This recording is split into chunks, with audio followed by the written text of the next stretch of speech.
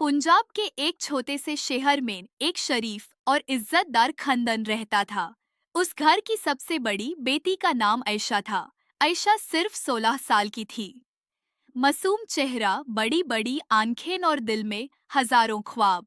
उसके वालिद हाजी सुलेमान एक कपड़ों की दुकान चलाते थे और वलीदा शगुफ्ता बेगम एक सादी सी घरेलू औरत थीं जो अपनी बेटी को डॉक्टर बनाना चाहती थीं। आयशा बचपन से बहुत लाडली थी। माँ बाप ने कभी उसकी किसी जरूरत को अधूरा नहीं छोड़ा। बेहतरीन स्कूल, नए कपड़े, मोबाइल फोन, हर चीज उसको मिलती थी।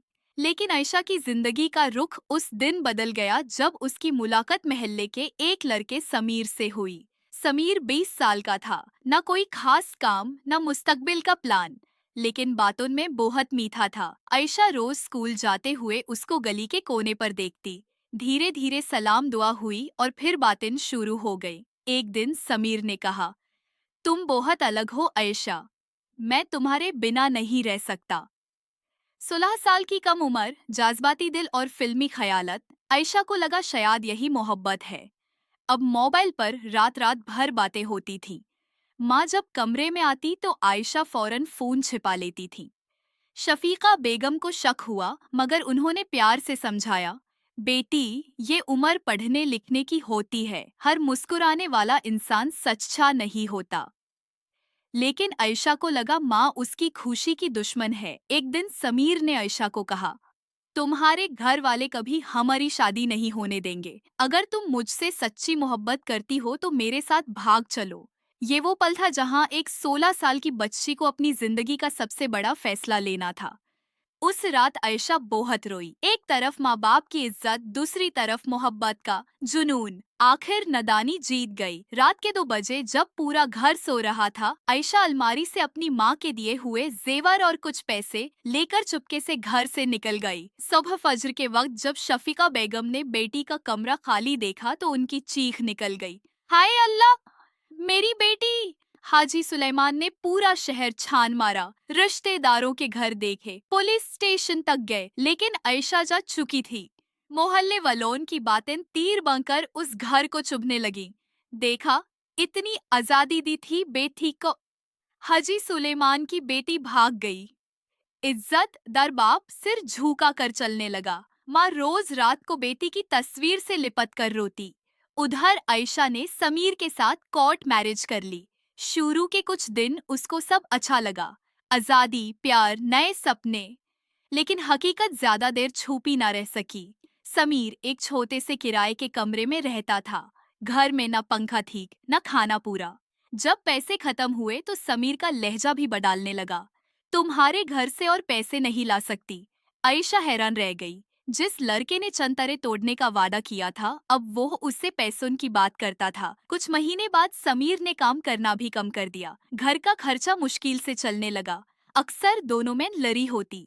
एक दिन समीर गुस्से में बोला, तुम्हारी वजह से मेरी जिंदगी बर्बाद हुई। ये अल्फाज सुनकर आयशा का दिल टूट गया। वो रात भर सोचती रही, जिन माँ बाप ने मुझे पलकों पर बिठाया, मैंने उन्हीं को रुला दिया।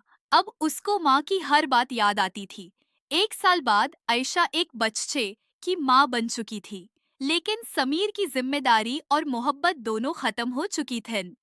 वो अक्सर घर से बाहर रहता, कभी कभी नशा करके आता और आयशा पर हाथ भी उठाता। एक दिन हद हो गई। समीर ने गुस्से में आयशा को तलाक की धमकी दे दी। उस वक्त आयशा ने पहली बार महसूस किया कि मोहब्बत सिर्फ जज्बात का नाम नहीं, जिम्मेदारी, इज्जत और समझ भी जरूरी होती है। रोते रोते उसने अपनी माँ का नंबर मिलाया।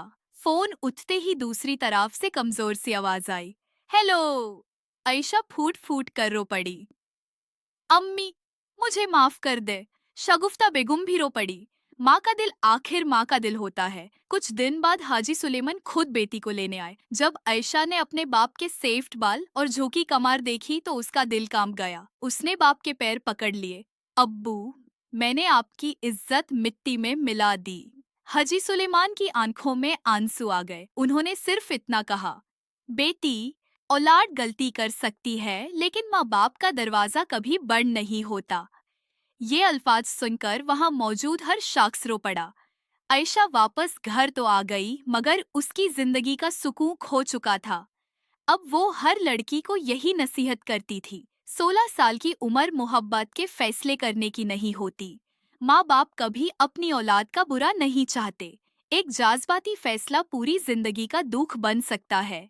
सबक मोहब्बत बुरी चीज नहीं, लेकिन माँ बाप की इज्जत, दुआ और तजुर्बा उससे कहीं ज्यादा कीमती होता है। भगकर शादी करना अक्सर सिर्फ फिल्मों में अच्छा लगता है, हकीकत में बहुत सी जिंदगियां बर्बाद हो जाती है। हर बेटी को चाहिए कि जज्बात में आकर ऐसा कोई कदम न उठाए जिससे उसके माँ बाप की इज्जत और उसका अपना मुस्तकबिल दाव पर लग जाए।